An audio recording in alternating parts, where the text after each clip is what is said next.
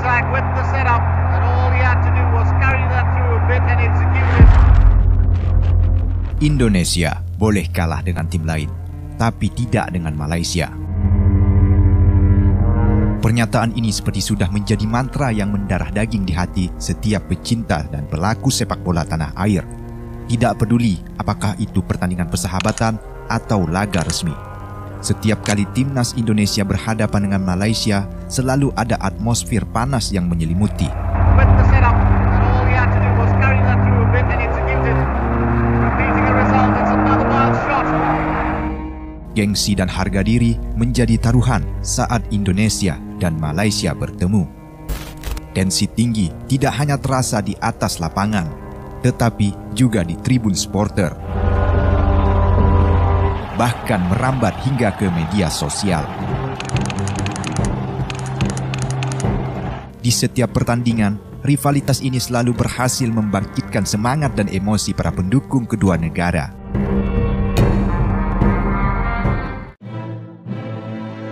Sepak bola adalah negara yang tidak hanya mengandalkan fisik dan strategi, tetapi juga dipenuhi dengan semangat dan emosi yang membara. Di kawasan Asia Tenggara, pertandingan sepak bola selalu syarat dengan emosi, drama, dan persaingan yang sengit. Seringkali menjadi lebih sekadar permainan.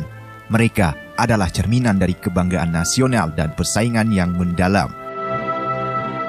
Timnas Indonesia sebagai salah satu kekuatan sepak bola di kawasan ini, memiliki sejarah panjang dan kaya dengan berbagai pertandingan penuh rivalitas melawan negara-negara tetangga seperti Malaysia, Thailand, dan Vietnam. Dengan sejarahnya yang panjang dan penuh warna, telah menjadi pusat dari beberapa rivalitas paling sengit di kawasan ini. Kita kesampingkan dulu untuk rivalitas Indonesia dengan negara lainnya. Kita akan bahas terlebih dahulu dengan negara tetangga, yaitu Malaysia.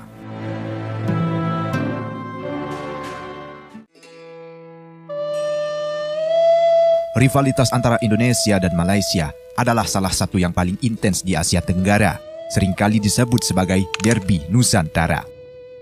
Pertandingan antara kedua negara ini tidak hanya tentang sepak bola, tetapi juga syarat dengan aspek sosial, budaya, dan politik. Tak jarang, media internasional juga ikut menyoroti duel dua negara tetangga tersebut yang kerap memunculkan bermacam insiden provokatif baik di dalam lapangan maupun di luar lapangan. Rivalitas antara timnas Indonesia dan timnas Malaysia merupakan salah satu rivalitas tim sepak bola antar negara paling terkenal di Asia Tenggara dan Asia. Konflik politik yang terjadi di antara kedua negara pada 1960-an telah membawa sentimen ke pertandingan sepak bola. Kata-kata ganyang Malaysia yang pernah diucapkan oleh Presiden Republik Indonesia pada masa itu yaitu Soekarno. Komando aksi pengganyangan Malaysia. Ganyang Malaysia sekarang juga. Hidup Indonesia. Dalam pidato politiknya di Jakarta pada awal konfrontasi Indonesia-Malaysia, seolah-olah menjadi pemacu semangat kepada tim Garuda ketika mereka akan bertemu dengan tim Harimau Malaya, julukan Timnas Malaysia. Meski konflik tersebut sudah selesai dengan perjanjian damai yang ditandatangani pada bulan Agustus 1966, tetapi Indonesia dan Malaysia masih kerap bertengkar hingga saat ini. Hubungan Indonesia dan Malaysia di ranah sepak bola sebenarnya juga unik. Meski menjadi rival saat kedua timnas bertemu, tetapi hal tersebut tidak membuat pemain kedua negara dilarang untuk menginjakkan kaki di liga rivalnya. Seperti Safi Salih jadi bintang di Pelita Jaya, tak lama setelah dia meruntuhkan mimpi Indonesia di final Piala AFF 2010. Atau Bambang Pamungkas dan Eli Eboy yang jadi legenda Selangor atau Andik Firmansyah yang pernah jadi rebutan klub-klub Liga Malaysia. Pada intinya, ada banyak hal yang menyatukan Indonesia dengan Malaysia. Namun, jika sudah masuk ranah sepak bola, haram hukumnya kalah satu sama lain. Atmosfer pertandingan yang melibatkan kedua negara, baik saat di Jakarta atau Kuala Lumpur, selalu sesak dipenuhi penonton.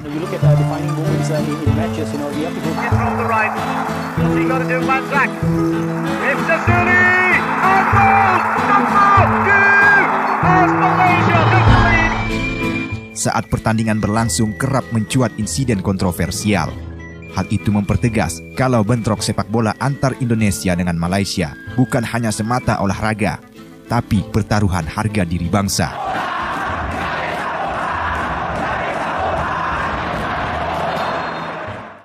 Duel perdana antar timnas Indonesia dan Malaysia terjadi dalam turnamen Merdeka yang diadakan di Kuala Lumpur pada 7 September 1957. Pada laga tersebut, tim Garuda berhasil mengalahkan Harimau Malaya dengan skor meyakinkan 4-2, menandai awal dari persaingan panjang mereka.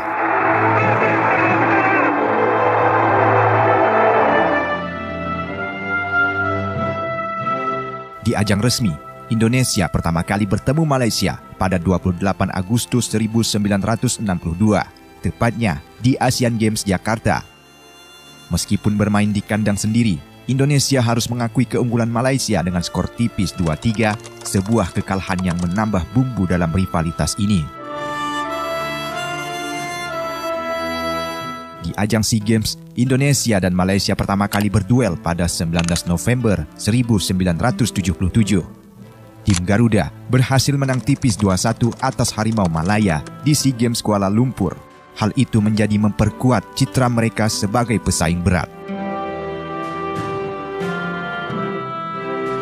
Pertemuan perdana Indonesia dan Malaysia di Piala AFF berlangsung pada 13 September 1996.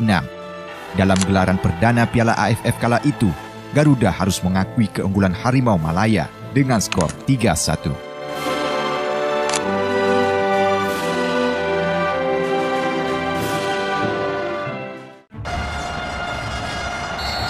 Final Piala AFF 2010 adalah salah satu laga yang berakhir tragis bagi Indonesia. Setelah mengalahkan Malaysia 5-1 di fase grup, tim Garuda yang dipimpin Christian Gonzalez tumbang di partai final dengan skor agregat 4-2. Kekalahan ini meninggalkan luka mendalam bagi para pendukung timnas Indonesia.